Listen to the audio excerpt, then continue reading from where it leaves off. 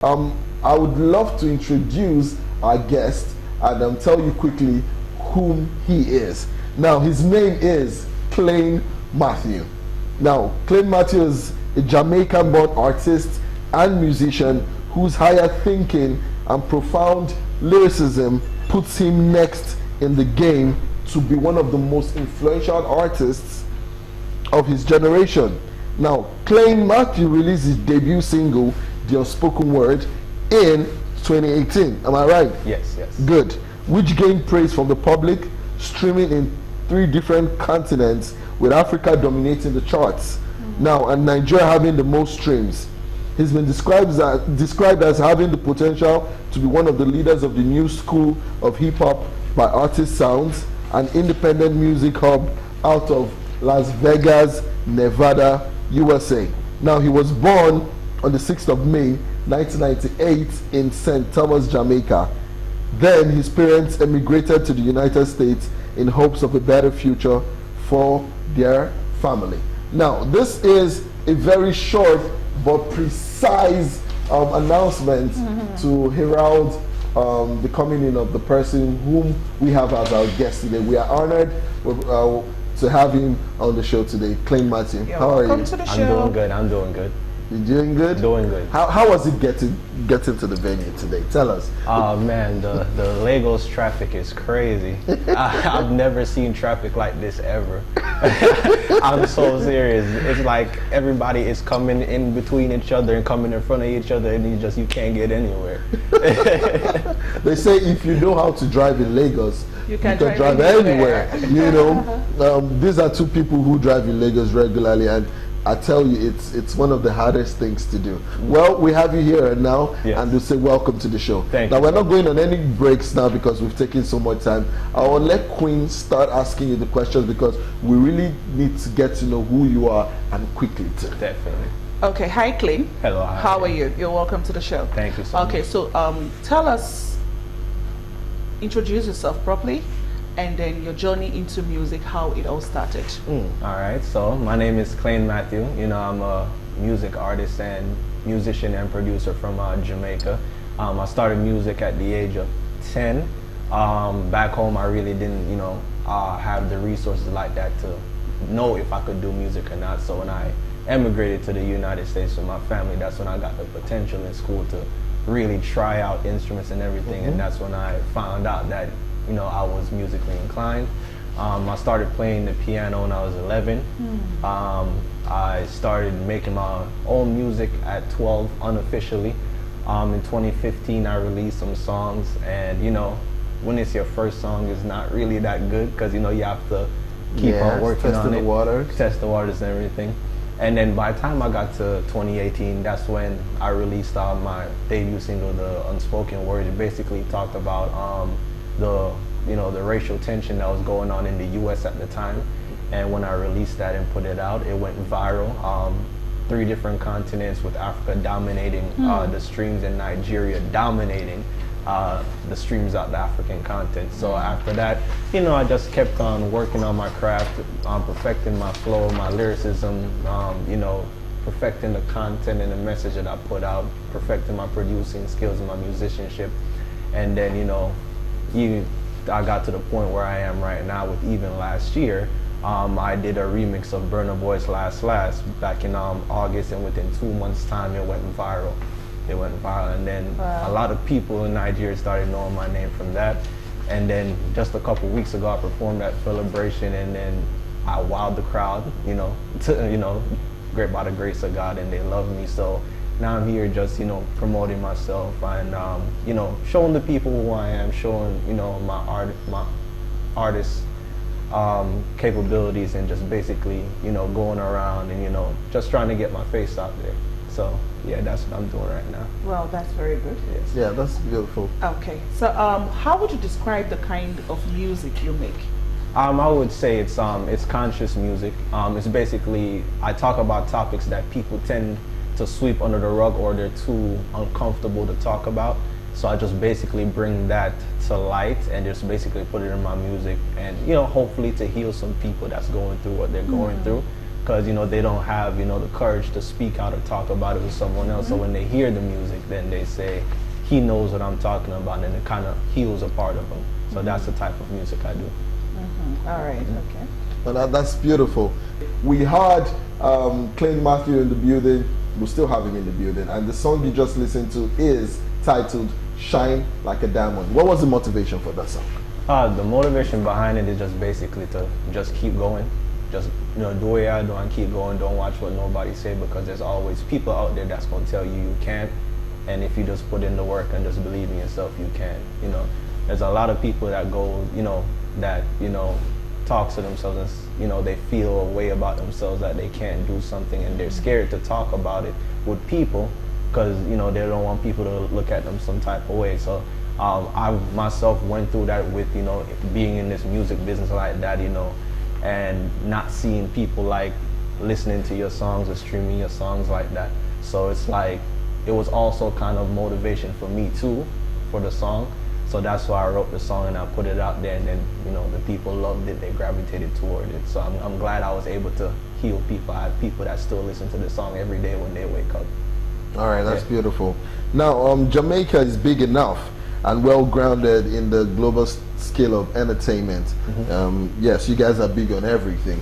All right, how has it been merging your culture from Jamaica to the United States and then Nigeria?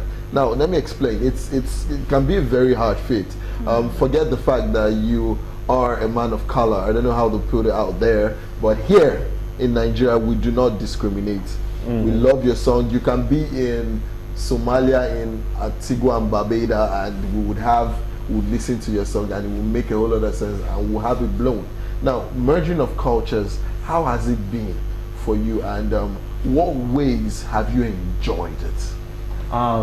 It has been challenging, but I enjoyed the challenge because when you come from Jamaica, you still got an accent, and then when you try to rap, it's not gonna sound authentic. Still have a bit of the patois. You still got a little bit of the patois. So over the time, I just had to just basically keep working and just basically perfecting it, and then after a time, I got it down packed. Now the problem that I had is trying to. It's not like, it's almost like the way how Jamaica has it is like they're very proud of their culture. So if you like try to go out of it, they kind of like, they kind of like disregard you a little bit. It's not their fault, I understand it. Proud people, proud culture, I understand. So it was kind of hard for me to really navigate the Jamaican music space because most of the time I'm not, when I just started, I wasn't rapping in patois or anything like that. I was just doing it in English. So it was kind of hard. I even had like a DJ back in Jamaica, because I did another video after the Like a Diamond one called Standing Tall. It was more like a 80s type synth pop type vibe that I made, which I liked. And I basically wrote the lyrics around it, and it's a great song, great song.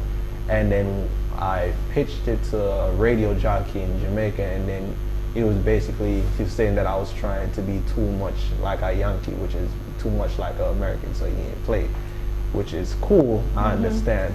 And to bring the music over here and see that you guys do not discriminate, the music is good, that kind of gave me more motivation to keep doing what I'm doing. Okay. Yeah. All right. Okay. So now I'm a mother, and I have a 7-year-old son. So sometimes when I see young children like you, because of the Gen Z generation right now, a lot of people just they don't want to walk. They don't want to do anything. They just, you see them doing things. Video games and party. They just want to do things that are not right. Okay. Now, you said you moved with your family to America, with your family to America. After that time you moved to America, have you started music? Yeah, that's when I started music, because back home I really didn't know I had the capability to do it. Okay. It was when I got there and had the opportunity to, fiddle around and start, that's when I realized that I had the gift. So I just kept on, building on top of that. And plus my father did music too, back in Jamaica. Yeah, he's a singer too, so I guess it passed down, but I just didn't know at the early age that I had it.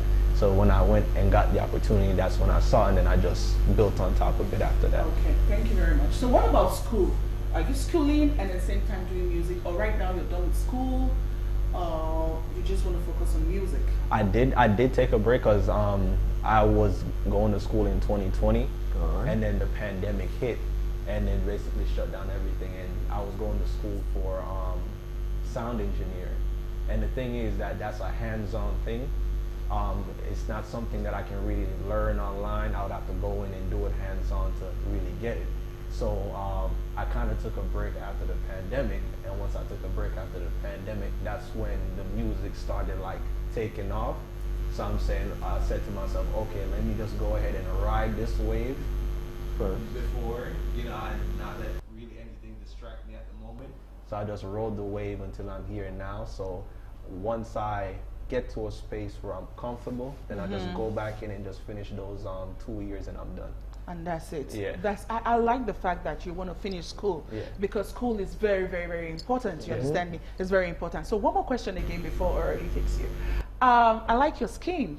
Is there any skin routine? My skin? Yeah. How do you take care of your skin? What do you do? Tell us your daily routines. You wake up in the morning. What is it that you do that you must do to keep yourself fresh and fly? I don't do anything, honestly. I just wake up. So you're saying it's grace? Yeah. Okay. I just wake up, do the regular thing, brush my teeth, wash my face, shower, and then just put on lotion and go do what I'm doing. I put on lotion, like with some moisturizer. Yeah, that's it. That's all I do. I mean, what do I use? I use almond butter lotion and cocoa butter lotion. That's what I use. Oh, that's what you use. That's the only thing I use. I don't do anything else. That's good. That's good. Yes. How long have you been in Nigeria? It's been like almost 4 weeks now. 4 weeks. Wow. Yeah. And so far you've been enjoying yourself. I have. Tell me about the food. What kind of food have you been eating? Egusi soup.